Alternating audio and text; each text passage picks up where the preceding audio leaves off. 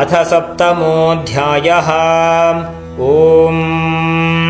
ध्यायेयं रत्नपीठे शुककलपठितं शृण्वतीं श्यामलाङ्गीं न्यस्तैकाङ्घ्रिं सरोजे शशिशकलधरां वल्लकीं वादयन्तीं कल्हाराबद्धमालां नियमितविलसच्चोलिकां रक्तवस्त्रां मातङ्गीं शङ्खपात्रां मधुरमधुमदां चित्रकोद्भासिभालाम्। ॐ ऋषिरुवाच आज्ञाप्तास्ते ततो दैत्याश्चण्डमुण्डपुरोगमाः चतुरङ्गबलोपेता ययुरभ्युद्यतायुधाः ददृशुस्ते ततो देवीमेषद्धासां व्यवस्थितां सिंहस्योपरि शैलेन्द्रशृङ्गे महति काञ्चने ते दृष्ट्वा तां समादातुम् उद्यमं चक्रुरुद्यताः आकृष्टचापासिधरास्तथान्ये तत्समीपगाः ततः कोपं चकारोच्चैरम्बिका तानरीन् प्रति कोपेन चास्या वदनमशीवर्णमभूत्तदा भ्रुकुटीकुटिलात् तस्या ललाटफलकाद्भुतं कालीकरालवदना विनिष्क्रान्तासि पाशिनी विचित्रखट्वाङ्गधरा नरमाला विभूषणा द्वीपचर्मपरिधाना शुष्कमांसातिभैरवा अतिविस्तारवदना जिह्वाललनभीषणा निमग्ना रक्तनयना नादापूरितदिङ्मुखा सा वेगेनाभिपतिता घातयन्ती महासुरान् सैन्ये तत्र सुरारीणाम् अभक्षयत तद्बलम् पाणिग्राहाङ्कुशाग्राहि योधघण्टा समन्वितान् समादायैकहस्तेन मुखे चिक्षेपवारणान् तथैव योधं तुरगैरथं सारथिना सह निक्षिप्य वक्त्रे दशनैश्चर्वयन्त्यतिभैरवम् एकं जग्राहकेशेषु ग्रीवायामथ चापरं पादेनाक्रम्य चैवान्यम् उरसान्यमपोथयत्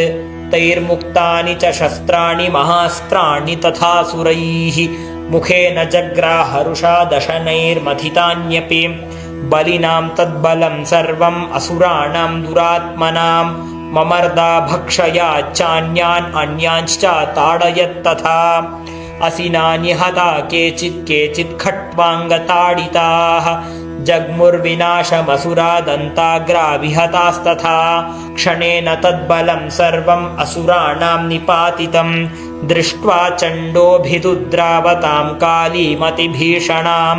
शरवर्षैर्महाभीमैर्भीमाक्षीं तां महासुरः छादयामास चक्रैश्च मुण्डः क्षिप्तैः सहस्रशः तानि चक्राण्यनेकानि विषमानानि तन्मुखम् बभुर्यथार्कबिम्बानि सुबहूनि घनोदरं ततो जहासातिरुषा भीमं भैरवनादिनीं काळीकराळवक्त्रान्तदुर्दर्शा दशनोज्ज्वला उत्थाय च महासिंहं देवी चण्डमधावत् गृहीत्वा चास्य केशेषो शिरस्तेनासिनाच्छिनत् अथ मुण्डोऽभ्यधावत्तां दृष्ट्वा चण्डं निपातितं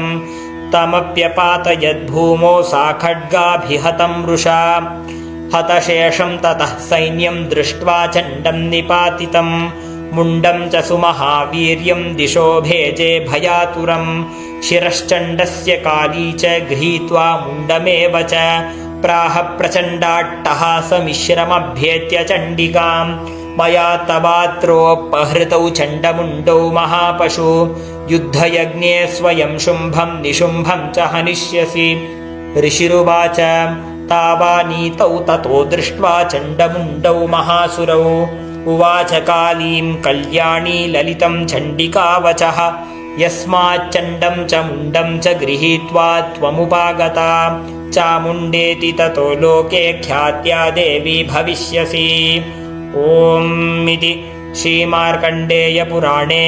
सावर्णिके मन्वन्तरे देवीमाहात्म्ये चण्डमुण्डवधो नाम सप्तमोऽध्यायः।